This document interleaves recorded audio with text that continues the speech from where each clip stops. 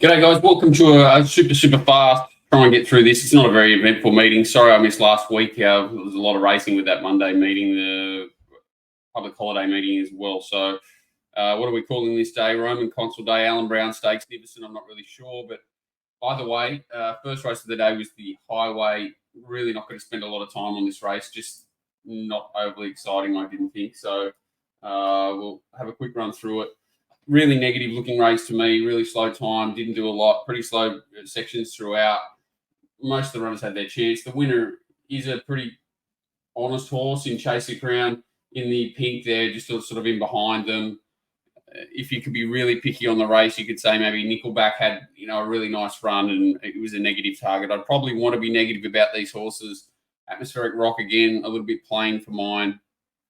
Nothing much to be learned here. When it gets out late there, it sort of balances up. Amaranth was off a break. Don't want to be too negative towards it. Not too many horses sort of ran out wide there. Talking of the pattern, I do think the inside in the run was a bit of an advantage.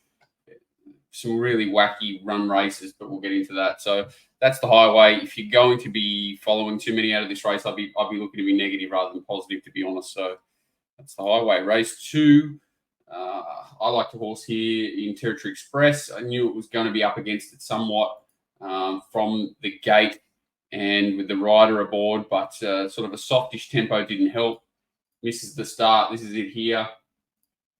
The winner, on the other hand, Felix Majestic's in the pink, just going to the front now or going outside Satnus, which was the key to it. Satnus, again, racing really well back in distance, was never going to be ideal for it. So not surprised to see it out-sprinted late, but ran a really nice race again. Probably just go back a little bit and highlight how bad a ride this was at Territory Express. So we've got Peace Officer outside it, who's another good run in the race. Territory Express has the fence and no urgency whatsoever.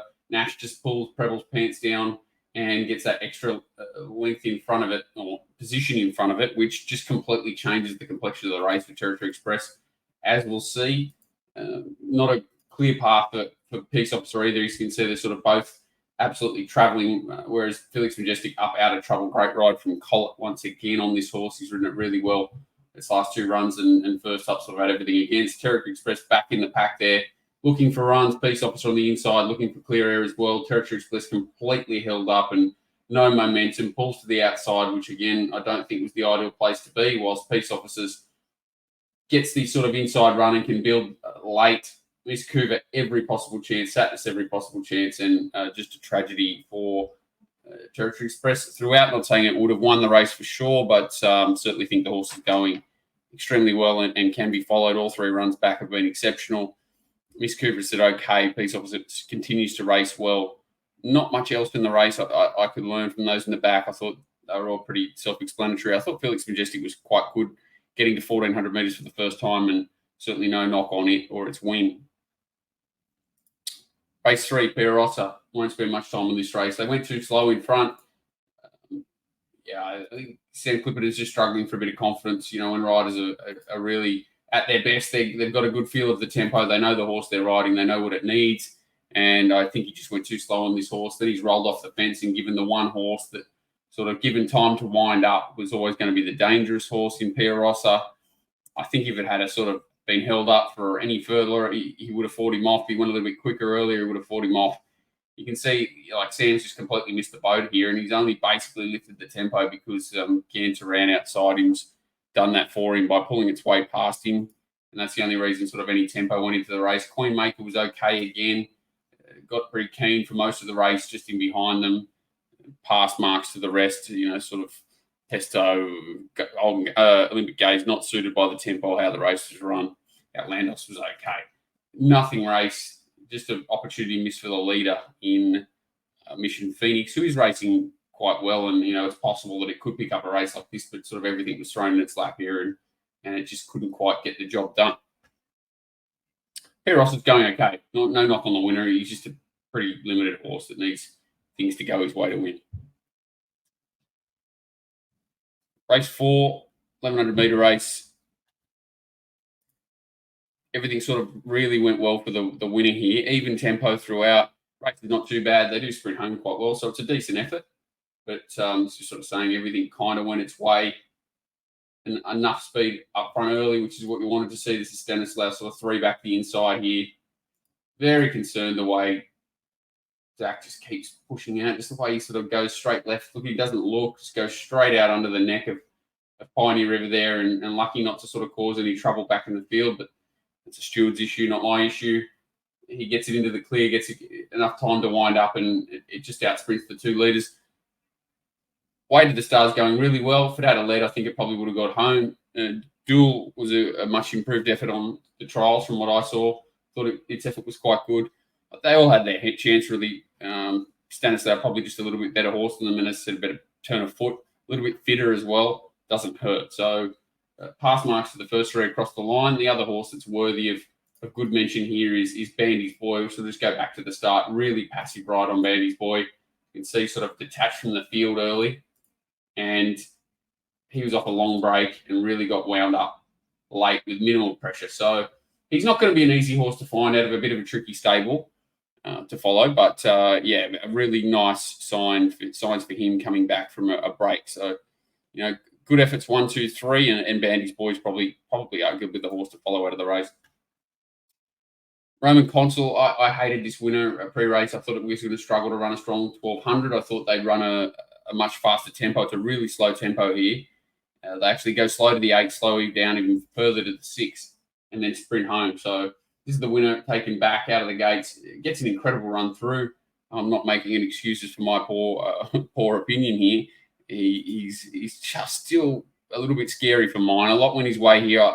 I think I wrote he does absolutely sprint home dynamically, but this is just ideal conditions for him. Sort of gets in, so you can still see him getting his head up in the run. They're not going fast, which is what I expected him to do. This leader, Royal Tribute's a bit of a mystery horse. It does look like it wants 1,400 metres. Just the way this race sort of bunches up at the end just scares me a lot. So Celestial Legends back, sort of missed the boat a little bit, ends up back. Barber takes it in front.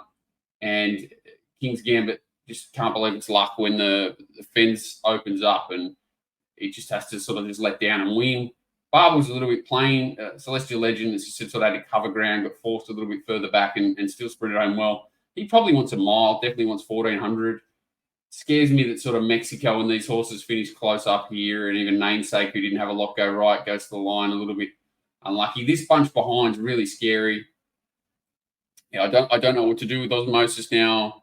I think it definitely had its chance there. The slowly run race sort of should have played into its hands a little bit. I will love to see it with a sit, but just the jury's out over that whole race. The way it was run, getting off the fence, all those horses for whatever reason allowing the winner to get through and sort of sprint. Everything against Celestial Legend once again, being forgiving of these horses, and I'd love to see Royal Tribute up to 1,400 metres to see what it can do. Yeah, it's a tricky race. I think it's going to feed a lot of races. Mexico's certainly the one that was a little bit flattered, if anything, just by literally falling in from a line of basically 5. What do you do with that? And even Balkans was not too bad through the line. So tricky race to assess going forward. Be very concerned about people overhyping the winner's run. Even though I'm not covering my bases, I was wrong about this race, but just concerned about the race in general and the bunch margins behind.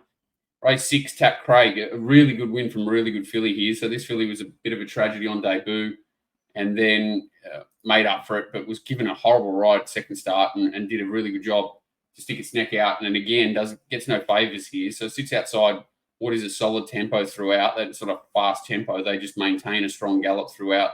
They do back it off a little bit the last part, but they only, they still run pretty good time, and they run good, fast overall time. So no excuses for really anything back in the pack. It's interesting to note. I just something I look for.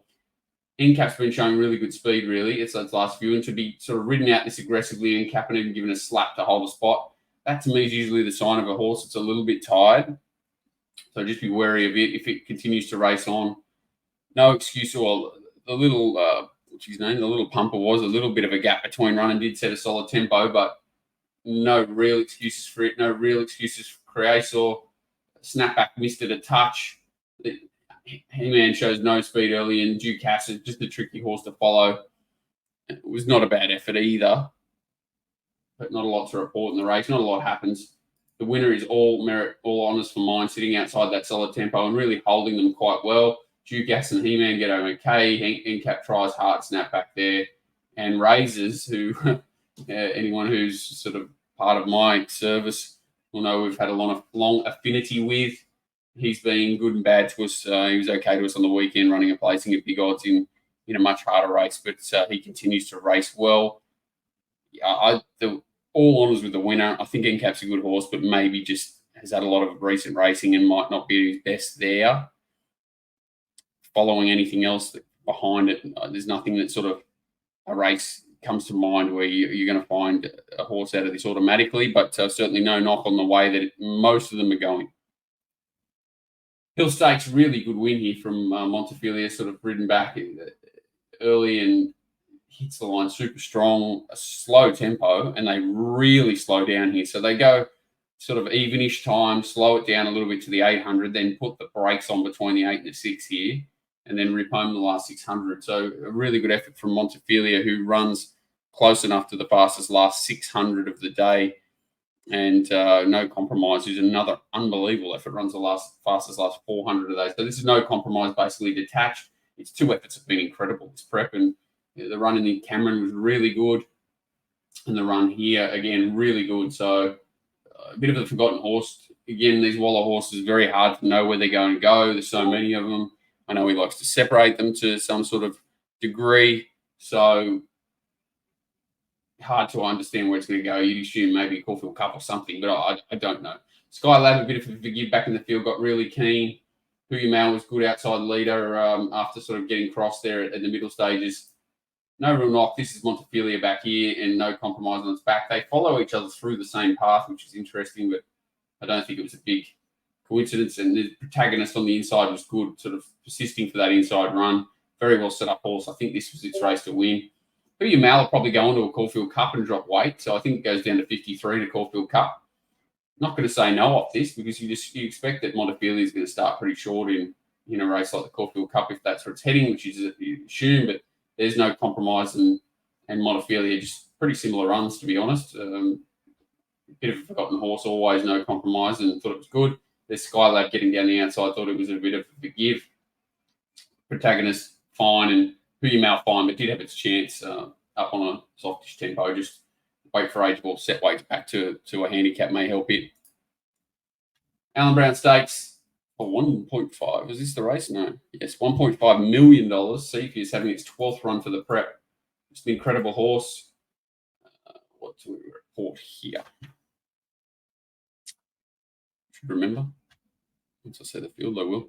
Yeah, there wasn't a lot to report. Really good effort from Attractable, I thought, the leader. They set a fast tempo here, quite a fast tempo. And, yeah, really fast at the 8 and 6. So they're working hard throughout here. Bandersnatch is working hard to get up outside the leader.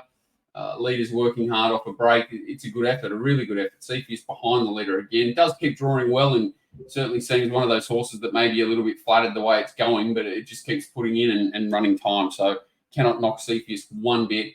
Flying Crazy's back on the inside, sort of fourth last inside. It's absolutely flying. Does have a bit of pace assistance here, but again, that is sort of overridden by how fast they've gone on the race overall and how well this horse seems to be going. Catil back on the inside here is probably worth watching now. So White Cap, 4 back the inside. This was Detonated Jack, had every chance. Getting held up, Catil off a small break, had trialled really well. John O'Shea's got this horse absolutely airborne, sort of checked and held up for momentum as Cepheus has had that whole time to build. Flying Crazy on the inside, getting cramped.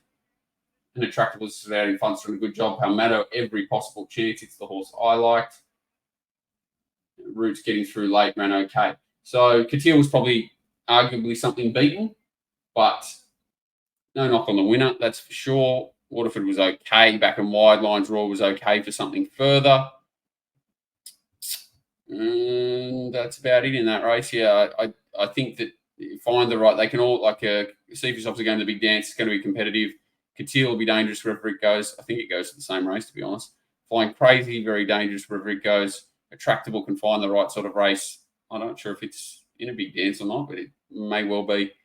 Roots always races well. Fresh Hard was to find. Palmetto was a little bit disappointing, but I think that race will be okay strength-wise, and a mile next time. It can run well also. Beneficent, this is all about the ride and the horse here. This is all about Natural Willer taking control of the race early on Magic Time. I don't think anyone thought that it could possibly be in front after 400 metres. Nash does that. Gets absolutely driven mad by Zach on Parasol here. Just sort of cramps him up 3 or 4 times at different parts of the race. So Nash is sort of inconvenienced a few times. Another reprimand for Zach, but he seems to walk on water when it comes to suspensions lately. They don't want to rub him out. So you can see he finally has a look over his shoulder after he's been shortening that horse up for quite some time. Dalcini back towards the inside, runs its usual honest race. Probably one of the better runs in the race was the horse of Snowden sitting out wide. I was getting confused. Revolutionary Miss, who was wide throughout. Did a good job. Called Die, not too bad. Coming down the middle, back in distance. I didn't mind the run of Rain Deal from a perspective of going back in grade. I don't think it can compete in this grade, but I think it's ready to win a race back in grades. Just like how it toughs it out and sort of gets through the line okay late. Dalcini, we know really well, hard to sort of catch, but always running well and always underrated by the market. Parasol certainly had its chance up on the speed. Tempo-wise, was a softish tempo, and they did sprint home okay. Just okay figures overall. The winner quite dominant considering it was ridden upside down and inconvenienced a few times in the run. About it from race 9. Lucky last, and once again, if anyone was subscribing to mine, this was the horse that saved our lives. I mentioned earlier in the day when it was sort of 40 to 1 as a big value play late in the card, and got out $70 on the tote, and a good ride from Hippo. Sort of summed up the situation well. Takes the front early. Wizard of Oz eventually pushes on outside. He takes a sit, and again the tempo pretty steady, very similar to the previous race. So they go out just below average and come home above for a pretty average overall time. But that's fine, and a pretty solid race. So there's no fluke in this win. He's had to work a little bit early to hold the spot. Had the right run and does get out when he needs to, but he does quicken and holds everyone to the line. This is Kobe back here. I didn't think the kid did a lot wrong on it. Sort of just landed in this spot and gets the right run through, and I thought it nearly had its chance to sort of run down the leader if it was dominant, and I think it was that needed that run, has topped it off. It's gone well. Gringotts is quite good, sort of gets stuck in the wrong spot. Again, not a fast tempo, so not a kamikaze position it was in, and it keeps coming to the line, and probably arguably the one that was a little bit hard done by. I didn't mind the run of this horse, Oakfield Waratah. I actually kind of liked it pre-race as well, but only if they sort of went forward, and this is a horse that needs to get up on speed and be tough, and can see sort of getting down the outside and running on from a negative position is a very good sign for a horse that can get up on speed. So keep your eye out for Oakfield Waratah soon. I thought it was one of the sort of horses to follow out of the meeting. But yeah, the winners, you've done a good job. No fluke. I don't want to be negative towards it. Wizard of Oz has had its chance in front, good ride, and as I sort of had its chance. Gringotts, nice and tough. There's probably a race in it, but the rest sort of had their chance. And a horse to follow that's maybe some people won't find. Oakfield Waratah off a run where it was ridden upside down. Just going back through the races quickly. Yeah, I think Territory Express and the Randwick rider change 1600. Even I wouldn't be worried about it for a horse like him. Macarena getting deeper into its prep, but super win. No compromise. Maybe a little bit underrated compared to the run of Montefiore. I think it can run well in a good race upcoming. And yeah, that little sneaky horse in the last, Oakfield Waratah, running a nice 10th or whatever it's run there. Maybe the market might miss it, but that's about it from me. Thanks, guys.